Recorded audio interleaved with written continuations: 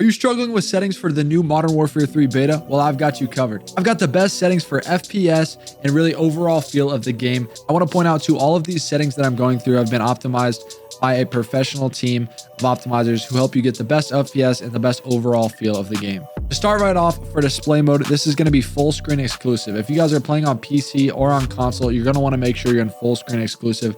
This will help you to get the most FPS and really the less screen tearing while playing the game. For display monitor, this is going to be whatever your main display monitor is. Display adapter, it's my graphics card. So for me, I have a 4090. These settings will really work for any graphics card or any PC. I have a state-of-the-line PC, a very, very nice build. So my settings are really compatible with really any PC build, but I have them tuned just a little bit to favor my PC. For screen refresh rate, this is going to be personal preference, whatever you guys have it at. For me, mine's at 240 hertz monitor, so I'm going to have it at 240 hertz. For you guys, whatever your monitor is, make sure it's capped to that. Make sure you're not stuck on 60 hertz or it'll look really bad.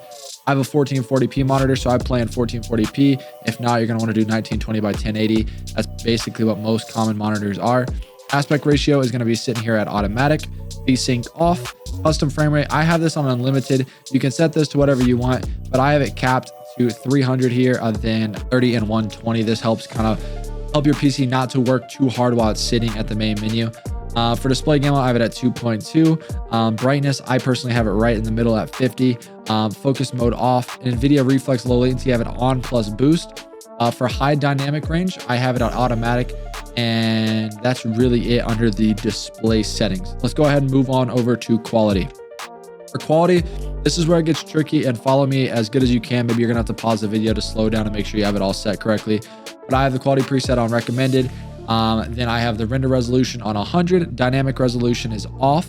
Upscaling, make sure you put this to fidelity cast. This is going to help that sharpness, help the game look a lot better than it really does. And really just on, this is for your POV, so what you see on your monitor. Then go ahead and hit show more and put the strength to 100. You can play around with this.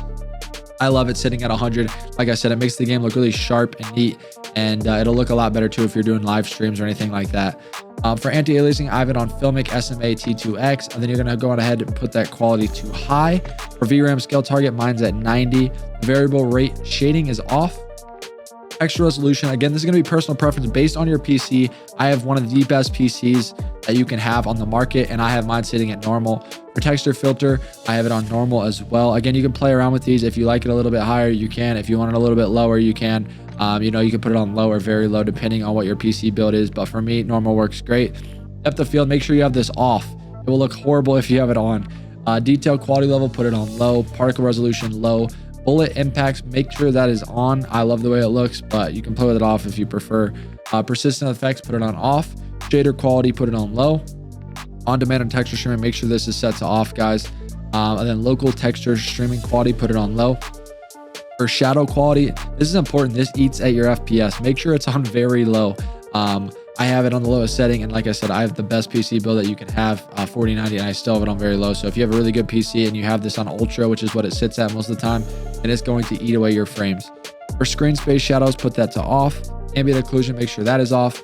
Screen space reflections, put that on off. Static reflection quality low. Isolation near. Terrain memory minimum. Volumetric quality low. Deferred physics quality off. Weather grid off. These are a lot of new settings that get added every year, and it really doesn't matter what they're on, but it's just silly things like the weather, the water, different things like that doesn't change how the game actually feels or plays for you, but it's just going to eat away at your frames and really just lower your overall performance for things in the game that don't necessarily matter. And then for the water quality, I just have it on water, caustics, and wave wetness. For view, and this is very important, your field of view is going to be all personal preference. I play on a PC, and I think on console it looks the best as well, but I play on 120. If you lower it down, you're probably going to get a little bit more aim assist. For multiplayer, I think it's smart to play on anything under 105. But again, it's all personal preference at the end of the day. I think 120 looks neat because it makes it look like you're gliding and running across the map. But for me, I play on 120. But if I'm playing something really competitive or trying to be really try hard, I put it down to like 105 or 100. For ADS field of view, I have it at affected. Independent's going to make your screen look a lot more zoomed in. So if you want that vibe, you can play on a higher FOV and up it to independent.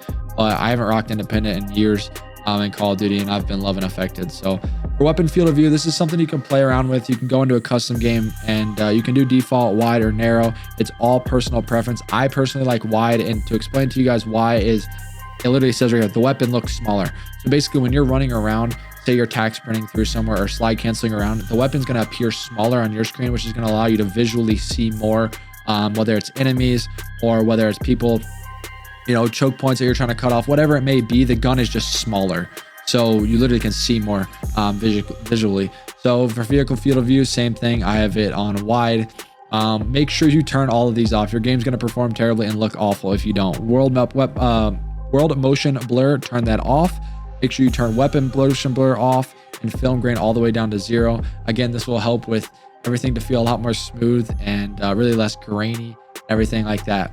Then these last ones are very important. The first person camera movement. The default is set to 100. So if it feels like you are in war and everything's shaking and going crazy around you, please make sure you go down to least at 50%. I promise you, you'll thank me later. It will allow you to hit those long range shots. And when you get hit by grenades or things are going on, it won't make you feel like you're shaking around, bobbling around, not knowing what in the world is going on. For spectator camera, hit game perspective. Then inverted flashbang, I have it on off, but you can put it on. It'll basically change the flashbangs from white to black or black to white, whatever that may be. If you guys enjoyed the gameplay settings, make sure to drop a like, subscribe, and comment down below what other types of videos you guys would like to see. I got an aim settings video coming out tomorrow, so make sure you guys subscribe and turn that bell on to see that. Have a good one.